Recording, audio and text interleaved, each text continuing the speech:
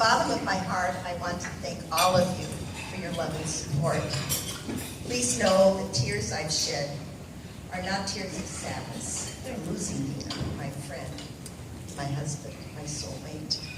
But they are tears of great joy for having my life enriched by his selfishness. His selfishness.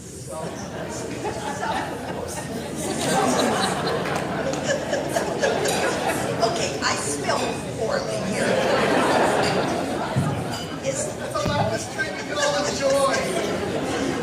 His devotion and his very honorable character. His memory will live forever in my heart, and I am sure in the hearts of many his life has touched. Please celebrate with me and my children today the life of this extraordinary man. Thank you.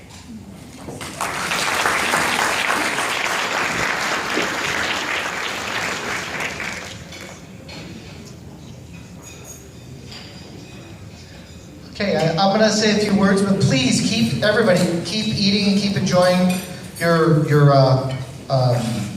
desserts.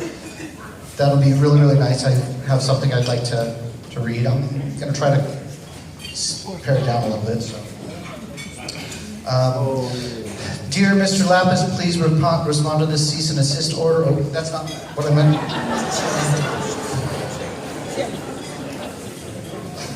Okay, here we go.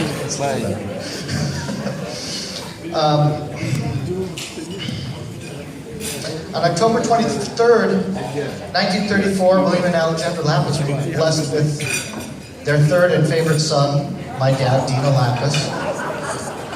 They tried twice before with my Uncle Tommy and my Uncle Tony, and 10 years later they were able to make the one they wanted. So, Papa, you did good. Thank you so much. He was born and raised here in Los Angeles. He's an avid fisherman, avid hunter. Around 16 years old, he and his wonderful brother Tony built a boat together. A boat named Yasu, a 16-foot cabin cruiser that I think almost every young cousin in this room has wonderful memories of being on at some point in their life. It was so much fun. I'm not going to bore you with all those details because the reality is my dad's life didn't really begin until he and his brothers were tagged to make a movie by St. Sophia about the Divine Liturgy. Well, this 16-year-old girl that was hired to play the priest's wife came in, and she had one line.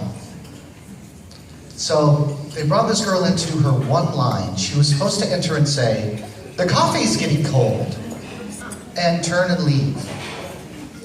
But this young 16-year-old girl thought the line was, "The coffee's getting cold." So for take after take, "The coffee's getting cold." "The coffee's getting cold," stare into the camera. Dozens, literally dozens of takes, according to my mother and my father. She was cute, but a little annoying. That girl's name was Virginia Tripodis. It was not love at first sight. But 2 years later, they re-met at a Yal ski trip, and my dad was smitten. And after chasing her around for a year, she finally let him catch her. And on July 3rd, 1960, my dad got to marry the love of his life. He got to marry the woman of his dreams. My beautiful mom, Virginia.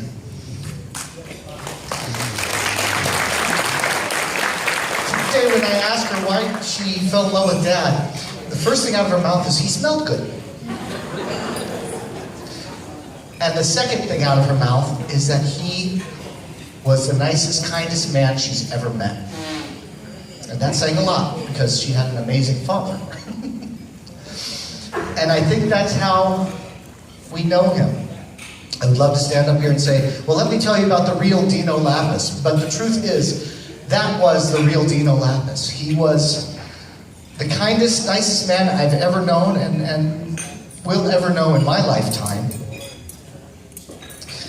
And I believe every person in this room could say that about him. I don't think there's one person here that would say, oh, Dino was an okay guy. Everybody would say, he was so nice. And he genuinely was. He always had a smile on his face, was always quick with the greeting of how goes the battle? And always quick with the response of, well, keeping body and soul together. Those are some of the things. He loved people, and he loved sharing the joy of his life and his happiness with everybody. He was a really social guy. He worked in the recording business for 25 years as director of recording for World Pacific Jazz, then United Artists, then EMI Liberty, then at last Capitol Records. Music was a really big part of his life. And he loved telling the stories of all the people that he knew and the people that he was very close to in his business. Stories about the Beach Boys, Jan and Dean, the Nitty Gritty Dirt Band. And then he would also say, oh, you might remember this gentleman by the name of Sam Cooke. Carl Reiner, Mel Brooks recorded the 2,000-Year-Old Man album right there in his studio. Gene Easton took him out to dinner. I remember meeting a gentleman at his studio one time that kept offering me candy and saying, oh, that's okay, I know your dad. And I was getting really afraid of this person who just offered me candy. I was like, well, no, I know. And then after a while, my dad said, oh, it's okay. Let me introduce you to this gentleman. Vincent, this is Neil Diamond. I said, hello, Mr. Diamond. He has some of his favorite stories about how he had to hide Tina Turner in the studio for a little while when she left Ike Turner. Not too many people know that, but he loved that story. These were artists, these were all musical legends. And they trusted my dad, and they loved my dad. They weren't stars to him, they weren't these untouchable musical geniuses, they were just friends of his. I love going to work with them and playing in the studio, meeting all of these great people. And one of the things that comes to me, and always comes back to me, is how much these people admired my dad. And they really loved him. And they would tell me all the time, and I do remember this from Neil Diamond. He told me, your dad is a great guy. And I said, well, thank you, Mr. Diamond, but I'm still not going to take candy from you. Then after that, he left the recording business and became co-owner of Gus's Barbecue with my uncle Peter, where he was lucky enough to spend the next 25 years and tell all of his wonderful stories to a whole new group of people.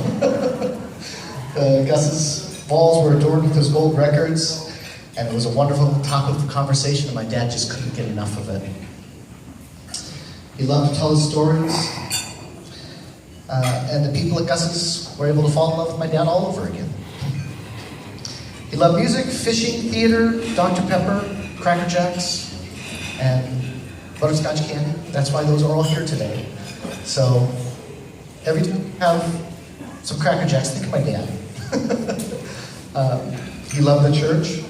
If you are in the church anytime and you look up at the ceiling, you'll see 8 round speakers in the ceiling. My dad labored for weeks building those in our garage, and then he and I, during the construction of the church, climbed up a little teeny crawl space in church and installed those speakers. And there was not a lot of space, and there was lots of metal, and we got scratched up and cut up to pieces, but it was for the church. And every time I'm in the church, I get to look up and I get to see these round speakers. And you guys can see them. Look up there, they're white. And think of my dad, because he put those in, and those will be there for as long as the church stands. And it's something I absolutely love about it. But more than anything, he loved this girl named Virginia Lappas. To see my parents together, I love watching the way my dad looked at my mom. It was truly like he fell in love with her every day, all over again. Watching them laugh and hold hands and kiss. And as a kid, you don't see many adult parents kissing, but you can always find Dino and Virginia somewhere smooching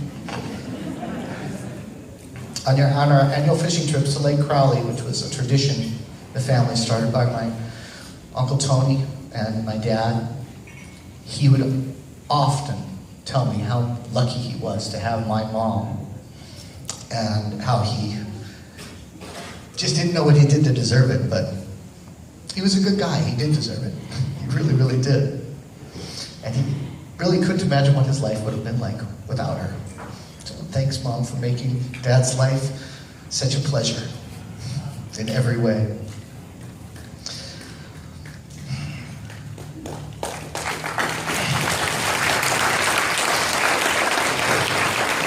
And I think I could safely say for my mom that she kind of liked him too, so which is really nice. There's nowhere that my mom would go that she didn't want my dad with her. And there's nowhere he would want to be without his wife by his side. And even in the last few years of his life, they were always together, and she took him everywhere. And his doctors said, you know, I've never known a man in this condition who gets out so much. And it's true. As for me, my father was my hero. And what boy does not want to be like his father? I was in awe of how good he was in the recording business, how he could fix a car, or how he could do just about anything. If anything need fixing, anything need repairing, Dino Lappas would know how to do it. Give him a call. And a lot of people did. And I am blessed that he had the wisdom and patience to show me how to do all those things too. We Lappases love tinkering. We love playing with stuff, and we love to create. I would love to see the look on his face when he would teach me how to do something and I would do it correctly. He was so proud.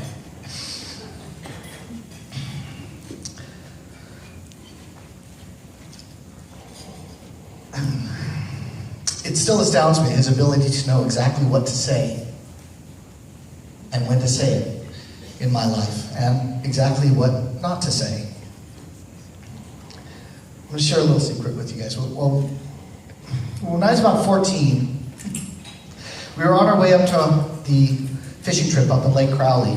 It was late. Dad had to work, so we left after work. Uncle Tony and my cousin Bill were already up there waiting for us.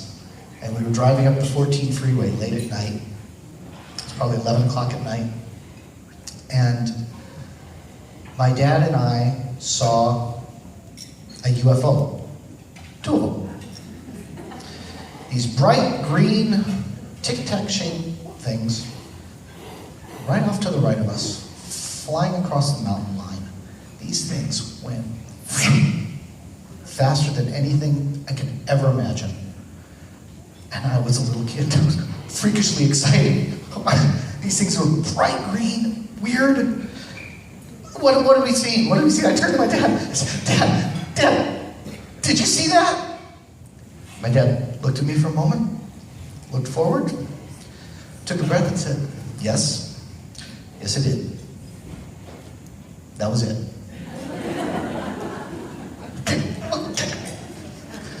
We never really spoke about it after that. I was trying to think of things to talk about, things to say. Like, we had no idea what this was. It was not a plane. They were not planes. They were ridiculous. And to this day, just a few weeks ago, hey, Dad, do you remember those UFOs we saw? Mm-hmm. We've never really discussed it any more than you remember that? Once in a while, yes, I do. But he really did know exactly what to say and what not to say.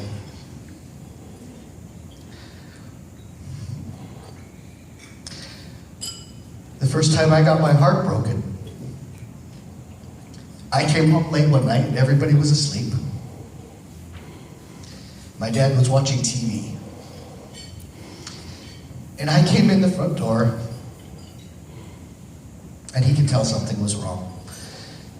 And I didn't have any words.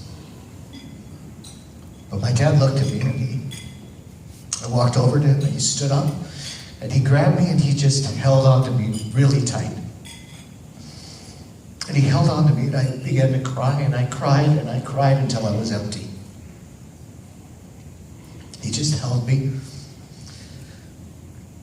And then he walked me to my bedroom, and he tucked me in, and he gave me a kiss on my forehead.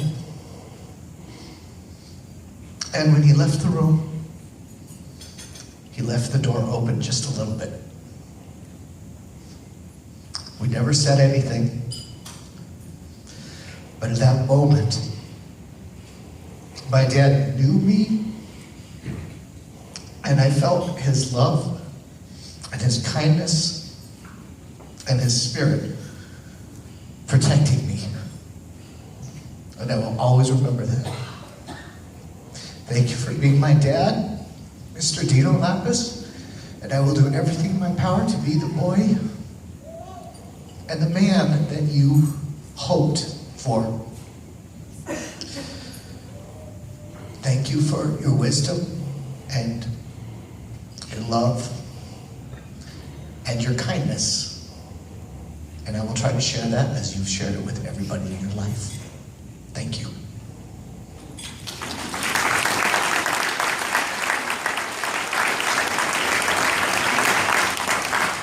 I know my brother-in-law has a couple of words, so come on up.